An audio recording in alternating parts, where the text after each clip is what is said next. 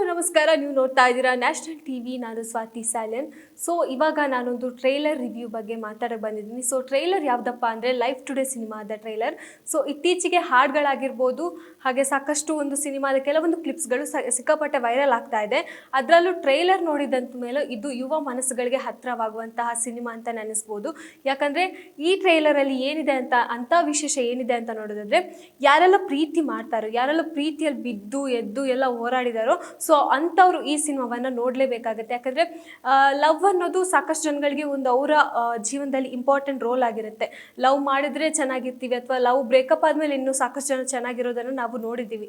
So ಈ ಸಿನಿಮಾದಲ್ಲಿ ಏನು ಹೇಳಕ್ಕೆ ಹೊರಟಿದ್ದಾರೆ, ಸಾಕಷ್ಟು ಜನ ಬ್ಲೇಮ್ ಮಾಡ್ತಾರೆ ಹುಡುಗಿರ್ಗೋಸ್ಕರ. ಅಂದರೆ ಲವ್ ಬ್ರೇಕಪ್ ಆದರೆ ಅಥವಾ ಲವ್ಗೆ ಏನಾದರೂ ಹುಡುಗಿರು ಬಿಟ್ಟೋದಾಗ ಹುಡುಗಿರೇ ಕಾರಣ, ಹುಡುಗಿರೇ ಮೋಸ ಮಾಡಿದ್ದು ಅನ್ನೋ ರೀತಿಯಲ್ಲಿ ಒಂದು ಬ್ಲೇಮನ್ನು ಮಾಡ್ತಾರೆ. ಆದರೆ ಈ ಚಿತ್ರದ ನಾಯಕಿ ಒಂದು ಡೈಲಾಗನ್ನು ಹೇಳ್ತಾರೆ. ಅಂದರೆ ಒಳ್ಳೆ ಮನಸ್ಸಿರೋ ಹುಡುಗನ ಮದುವೆ ಆಗಬೇಕು ಅಥವಾ ಒಂದು ಸೆಟಲ್ ಆಗಿರೋ ಹುಡುಗನ ಮದುವೆ ಆಗಬೇಕು ಅನ್ನೋ ಒಂದು ಕ್ವಶನ್ ಇದುವರೆಗೂ ಯಾವ ಹುಡುಗಿರಿಗೂ ಆನ್ಸರ್ ಸಿಕ್ಕಿಲ್ಲ ಅನ್ನೋ ರೀತಿಯಲ್ಲಿ ಒಂದು ಡೈಲಾಗ್ ಇರುತ್ತೆ.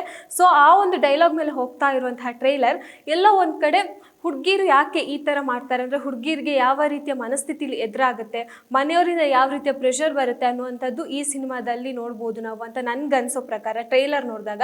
ಸೊ ಟ್ರೈಲರಲ್ಲಿ ಅಂಥದ್ದೇನಿದೆ, ಸೊ ಟ್ರೈಲರ್ ನೋಡಿದಾಗ ನಮಗೆ ಸಾಕಷ್ಟು ವಿಚಾರಗಳಲ್ಲಿ ಗೊತ್ತಾಗುತ್ತೆ. ಯಾಕಂದರೆ ಮಾಸ್ ಆಗಿರ್ಬೋದು, ಕ್ಲಾಸ್ ಆಗಿರ್ಬೋದು, ಎಲ್ಲ ರೀತಿಯ ಆ್ಯಂಗಲಲ್ಲಿ ಈ ಟ್ರೈಲರ್ ಒಂದು ಬಿಡುಗಡೆ ಆಗಿರುವಂಥದ್ದು. ಹಾಗೆ ರೊಮ್ಯಾಂಟಿಕ್ ಆ್ಯಂಗಲಲ್ಲೂ ಕೂಡ ಈ ಚಿತ್ರ ಇದೆ.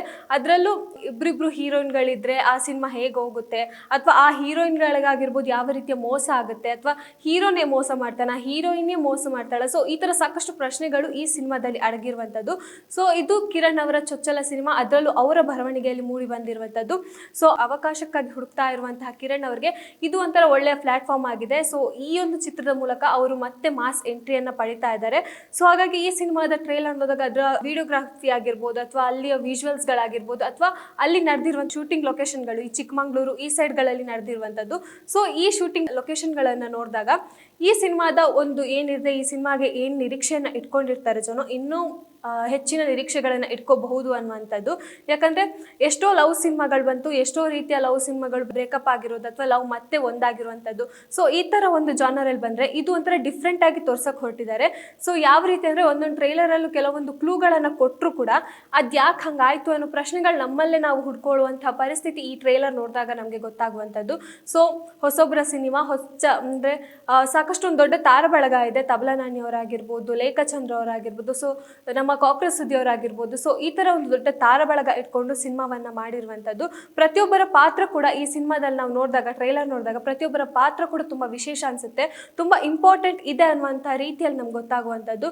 ಸೊ ಇದರಲ್ಲಿ ಬ್ರೇಕಪ್ ಸಾಂಗ್ಗಳಾಗಿರ್ಬೋದು, ಅಥವಾ ಇತ್ತೀಚೆಗೆ ರಿಲೀಸ್ ಆಗೋ ಕೆಲವೊಂದು ಹಾಡುಗಳು, ಅಂದರೆ ಲವ್ ಹಾಡುಗಳಾಗಿರ್ಬೋದು, ಸಿಕ್ಕಾಪಟ್ಟೆ ವೈರಲ್ ಆಗ್ತಾ ಇದೆ. ಇದೀಗ ಕೂಡ ಅದು ಒಂಥರ ಟ್ರೆಂಡಿಂಗ್ ಹಾಡುಗಳಲ್ಲಿ ಕೂಡ ಒಂದಾಗಿರುವಂಥದ್ದು. ಸೊ ಹಾಗಾಗಿ ಸಿನಿಮಾದ ಹಾಡುಗಳಲ್ಲೇ ಈ ಸಿನಿಮಾ ಗೆದ್ದಾಯಿತು ಅಂತಲೇ ಹೇಳ್ಬೋದು. ಇನ್ನು ಟ್ರೈಲರ್ ನೋಡಿದಾಗಲೂ ಅಷ್ಟೇ, ಟ್ರೈಲರಲ್ಲಿ ಬಂದಿರುವಂಥ ಕೆಲವೊಂದು ಸನ್ನಿವೇಶಗಳನ್ನು ನೋಡಿದಾಗ ಎಲ್ಲೋ ಒಂದು ಕಡೆ ನಮ್ಮ ಯೂತ್ಸ್ಗೆ ಇದು ತುಂಬ ಕನೆಕ್ಟ್ ಆಗಿರುವಂತಹ ಸಿನಿಮಾ ಅನಿಸುತ್ತೆ.